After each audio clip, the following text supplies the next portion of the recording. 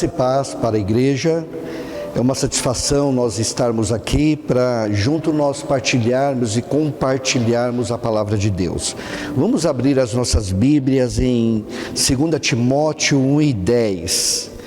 Vamos ler e meditar nesta boa palavra que Deus falará conosco nesta noite.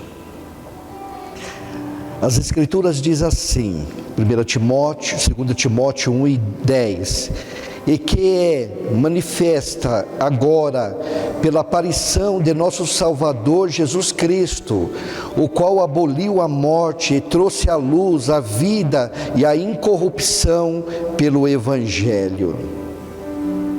Que profundo. Vamos de novo.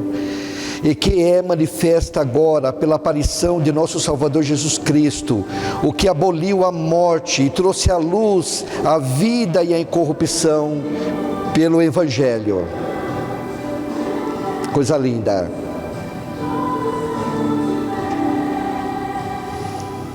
O tema da nossa ministração é: aonde encontrar forças para o viver?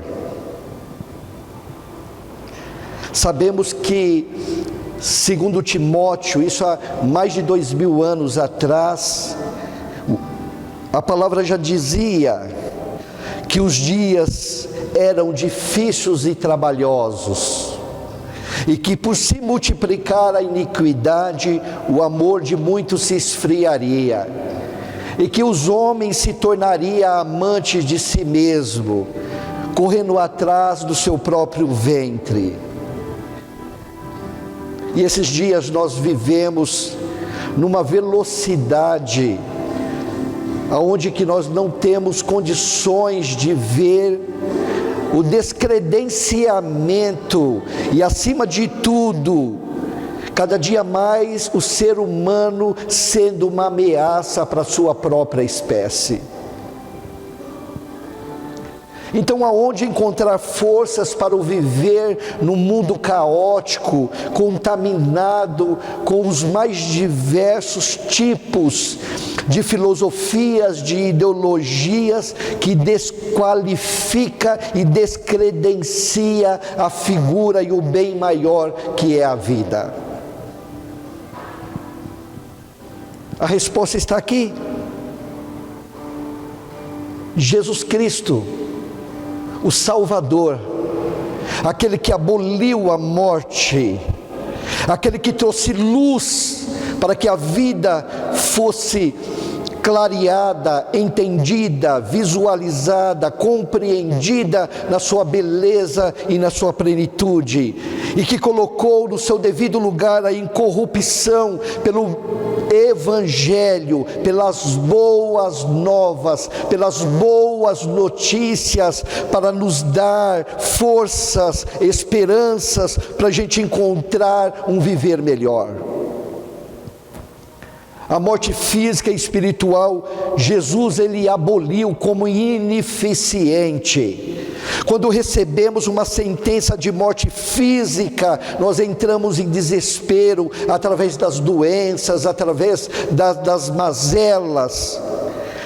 Nada diferencia os mortais, porque da mesma forma que nós nascemos, nós morremos, sejam pobres ou sejam ricos, nós estamos dentro de um mesmo barco, nós estamos dentro de um mesmo padrão. Não existe ser melhor e melhor ou maior do que o outro. O sistema diz que existe, a religião diz que existe, a família diz que existe, as instruções que nós recebemos por alguns dizem que existe, mas a palavra diz que não existe, e ela mostra de uma maneira legal e legítima. A pessoa, o pobre, ele nasce diferente e morre diferente do rico, o miserável nasce diferente e morre diferente do miserável. Não, todos nascem de uma mesma fonte e todos morrem por uma mesma fonte. O descredenciamento, a mortalidade, a corruptibilidade da vida humana sem Cristo Jesus. Forças para viver só é encontrado no original, na fonte, e o motivo da existência é Cristo Jesus.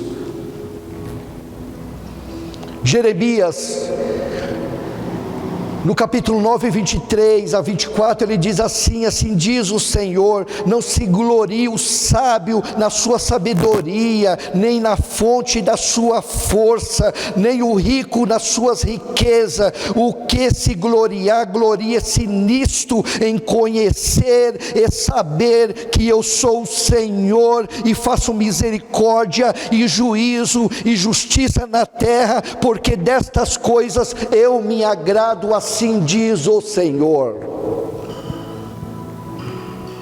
Do que Deus se agrada? Quando a nossa dependência está totalmente nele, porque ele é a fonte da vida e de todas as coisas. Paulo, em suas aflições, nos orienta, inclusive a Timóteo: esteja firme na fé que há em Cristo Jesus, pois o mesmo já venceu a morte, trouxe luz à vida, a incorrupção, e trouxe o Evangelho da paz. Pelo Evangelho da paz. 1 Coríntios 15, 53 e 57, porque convém que isto que é corruptível, esta vida, esta mortalidade, esta humanidade, então isso que é corruptível se revista da incorruptibilidade, e isto que é mortal se revista da imortalidade.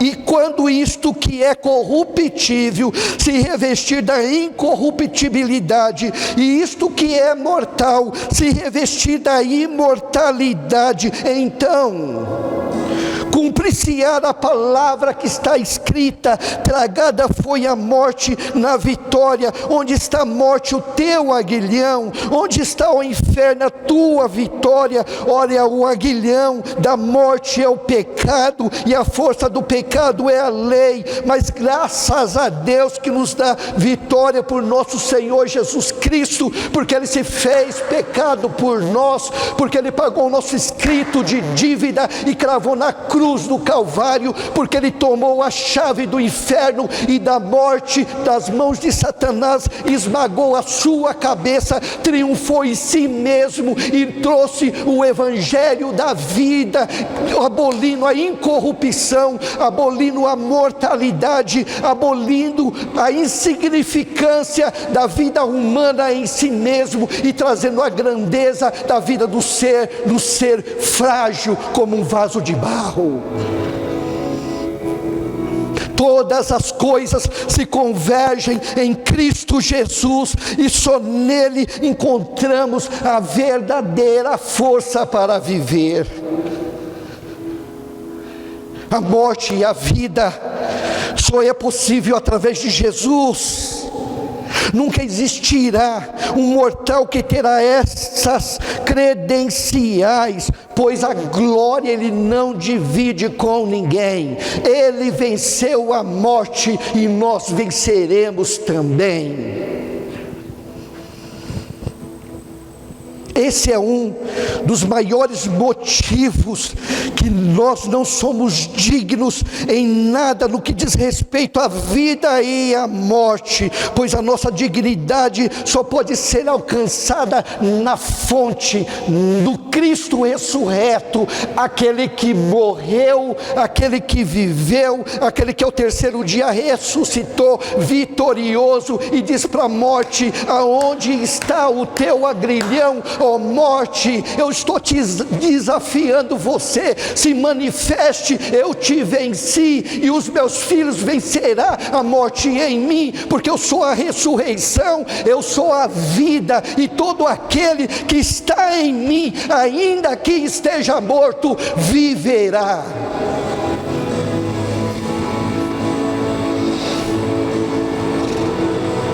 Em todo o logos de Deus, a palavra escrita em todo esse logos, ele aponta para esse Cristo ressurreto. E muitas vezes na nossa ignorância, na nossa mediocridade, na nossa estupidez, nós achamos que somos alguma coisa, porque nós estamos pregando a palavra, porque doentes estão sendo curados, porque pessoas estão sendo transformadas. Nós somos apenas um vaso de barro. Cuidado com a sua soberba, porque se Deus estralar o seu dedo, não sobra mais nada, porque a glória é dele, o poder é dele, a palavra é dele, a vida é dele, e o evangelho é dele, e o reino é dele, e o Espírito que ele colocou dentro de você também pertence a ele e voltará para ele.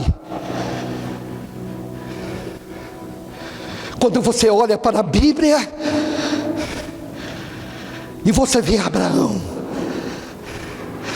Abraão viu o seu reflexo em Melquisedeque, o rei de Salém, ou seja, o rei da paz, simbolizada na pessoa do Cristo. Jacó chamou o Cristo de Siló, o enviado. Para Moisés, ele foi o cordeiro da Páscoa, o cordeiro pascual, aquele que seria levantado, aquele que libertou o povo do Egito. Para Josué, ele foi o capitão da nossa salvação. Para Ruth, ela viu como o parente redentor que viu e alcançou a sua vida na sua dor de lamento e de sofrimento. Para Samuel, ele retratou como o rei dos reis, o Senhor dos senhores. Para Davi, ele chamou, segundo o coração de Deus, o leão da tribo de Judá, o bom pastor que cuida das suas ovelhas. Para Salomão, ele foi o amado que encheu de sabedoria, de glória, de glamour e de poder, e deu-lhe o direito de construir o seu templo, para que fosse oferecido o sacrifício e a adoração do povo de Israel. Para Esdras e Neemias, o viram como o restaurador, aquele que ia levantar os muros, aquele que ia restaurar a dignidade de um povo que estava esquecido e abandonado por causa da sua incredulidade e da sua soberba. Para Esther, ele foi o advogado que chegou na hora certa e livrou Esther e o seu povo da mão dos malfeitores e honrou pela graça do Cristo ressurreto. Para Jó, ele era o seu redentor, ele nasceu nu, ele saiu nu do ventre da sua mãe, e ele voltaria, e ele não seria louco de amaldiçoar o seu Deus, e orientado pela sua esposa, e ele diz: você é insana, porque ele é o meu redentor, e ele vive, e ele experimentou essa grandeza. Para Isaías, o profeta messiânico, que falou em todos os seus escritos sobre o Deus ressurreto, sobre aquele Messias que a humanidade esperava, ele disse que esse Messias era o servo sofredor, que tomou sobre o seu corpo, que foi chagado, moído, que o castigo que nos trouxe a paz estava sobre ele, mas ele foi ungido, ele foi exaltado, ele foi capacitado para trazer as boas novas e a liberdade para aqueles que estavam oprimidos e aprisionados. Jeremias ouviu como um grande oleiro e disse: faça de mim um vaso novo. Ezequiel chamou do filho do homem, quando ele disse: filho do homem, põe-te em pé e eu falarei contigo. Daniel chamou de um príncipe de pedra, que o tirou das mãos do rei Nabucodonosor, escravo da Babilônia, e fez ele governar, e fez ele reinar em 4 reinos, como um estrangeiro, manifestando a glória e o poder de Deus. Para Josué, ele era o restaurador, que veio para restaurar e levantar aqueles que não tinham mais esperança. Para Amós, ele viu como lavrador celestial, a última palavra da vida expressa na pessoa, da filosofia, no verbo encarnado, que traria esperança para quem não tinha mais esperança. Para Obadias, ele é e ele foi o Salvador que alcançou a humanidade no espírito, na alma e no corpo, trazendo uma nova natureza, expressando um novo rei que eles não tiveram na velha aliança a oportunidade de conhecer essa nova vida. Para Jonas, o retratou como a ressurreição e a vida, aquele que não imputa os pecados, mas aquele que traz ressurreição e vida aonde não existe mais vida. Para Miquéia, ele chamou de a testemunha fiel e perfeita que a humanidade estava aguardando. Para Naum, ele era fortaleza no dia da angústia e da dor e do sofrimento, ele era a última palavra. Para Abacuque, o chamou de Deus da minha salvação, porque a esperança estava nele, porque a esperança estava no Cristo ressurreto, porque a fé dele estava firmado, então nada da vida tinha sentido, e Cristo era a esperança e a salvação. Para Sofonias, ele era o desejado das nações. Para Zacarias, o denominou como renovo de justiça. E para Malaquias, ele o chamou de o sol da justiça. E para João Batista, o último do maior de todos os profetas, ele diz: esse é o Cordeiro de Deus que tira o pecado da humanidade. Deus tem muitas formas de chamar Jesus, e Deus chamou o seu filho e disse: esse é o meu filho amado, em quem eu tenho muito prazer.